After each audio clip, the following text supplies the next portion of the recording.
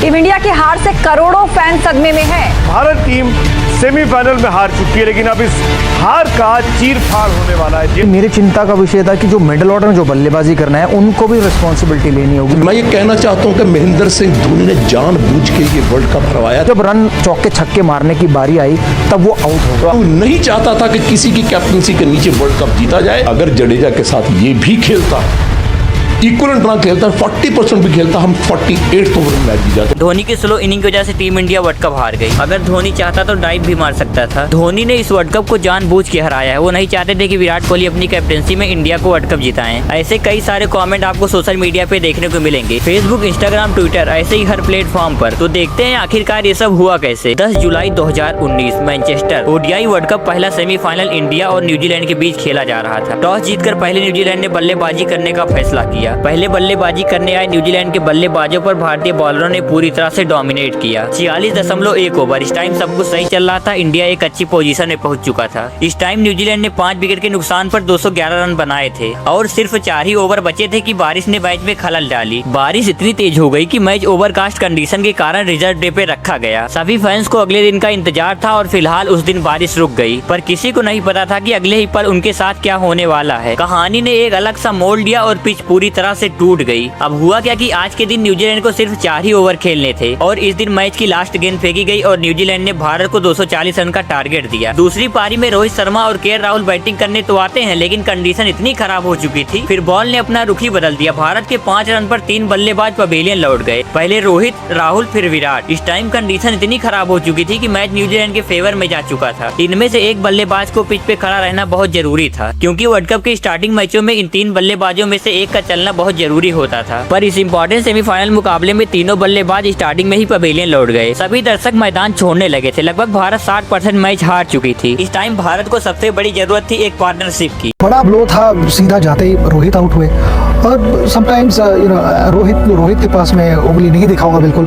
क्योंकि उन्होंने जिस कंसिस्टेंसी से इस टूर्नामेंट में बैटिंग की है वो हुआ क्या कि दोनों एंड से लगातार विकेट गिरते ही जा रहे थे। इस टाइम सभी दर्शक को उम्मीद थी कि धोनी आएंगे और मैच को संभाल लेंगे, क्योंकि धोनी ही ऐसे बल्लेबाज हैं जिन्होंने ऐसी सिचुएशन में बहुत बार बैटिंग करके भारत को चैंपियन बनाया है। और यही इंडियन मैनेजमेंट के हाथ से पहली गलती होती है, क्योंकि उन्होंने 4 नंबर पर धोनी की जगह दिनेश कार्तिक को भेजा। यहाँ पर भारत को सबसे बड़ी जरूरत थी एक मजबूत पारी की, पर दिनेश कार्तिक ने 25 गेंद खेली और सिर्फ 6 रन बनाए। जब सिचुएशन एकदम खराब हो गई तो बल्लेबाजी करने आते हैं 7 नंबर पर MS धोनी। और धोनी नंबर 7 मुझे नहीं लगता धोनी नंबर 7 नहीं होना चाहिए था, बिल्कुल धोनी को नंबर 5 होना चाहिए था।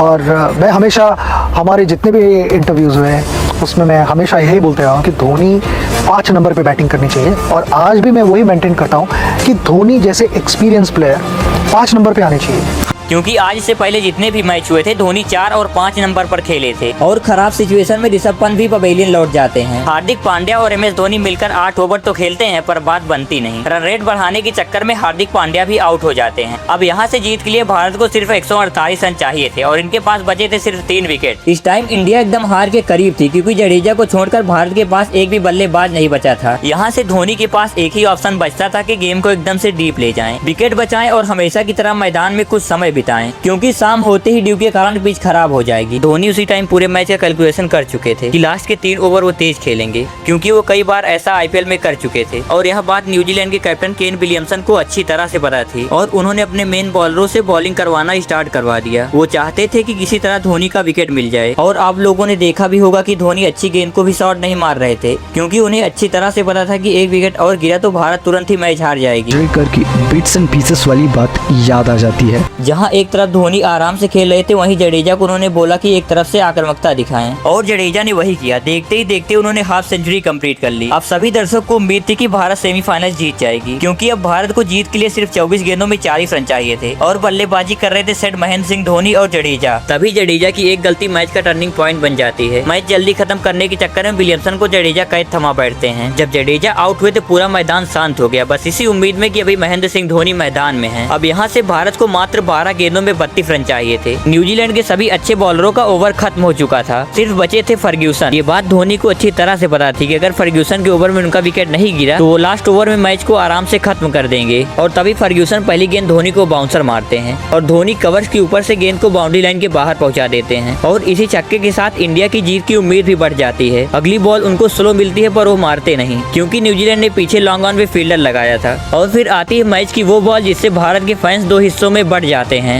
लकी फर्ग्यूसन की तेज बाउंसर पे MS धोनी 2 रन लेना चाहते थे और मार्टिन गप्टिल का सटीक थ्रो जिसने 135 करोड़ हिंदुस्तानियों का दिल तोड़ दिया। MS धोनी क्रीज से मात्र 2 रन दूर रह जाते हैं और भारत वर्ल्ड कप से। इसी पल के बाद पूरे फैंस धोनी से हेट करने लगते हैं। लोग कहने लगते हैं धोनी डाइव भी तो मार सकता था। धोनी नहीं चाहता था कि विराट कोहली की कप्तानी में भारत वर्ल्ड कप जीते, पर लोगों ने ये नहीं देखा Dhoni running between the wicket तेज करते हैं, इसी कारण उनको कभी डाइव मारने की जरूरत ही नहीं पड़ी। यह बात किसी ने नहीं सोची, क्या धोनी को पता था कि डायरेक्ट हिट लगी जाएगी। और फिर आता है 15 अगस्त 2020, जहां एक तरफ पूरा भारत आजादी का जश्न मना रहा था, वहीं दूसरी तरफ 7:29 पर खबर आती है कि महेंद्र सिंह धोनी ने इंटरनेशनल क्रिकेट से संन्यास ले लिया है। के कैप्टन कूल यानी महेंद्र सिंह धोनी की, जिन्होंने अंतर्राष्ट्रीय क्रिकेट से संन्यास ले लिया है। Got some big breaking news coming in. MS Dhoni has announced his retirement on Instagram. Former captain MS Dhoni has announced his retirement from international cricket.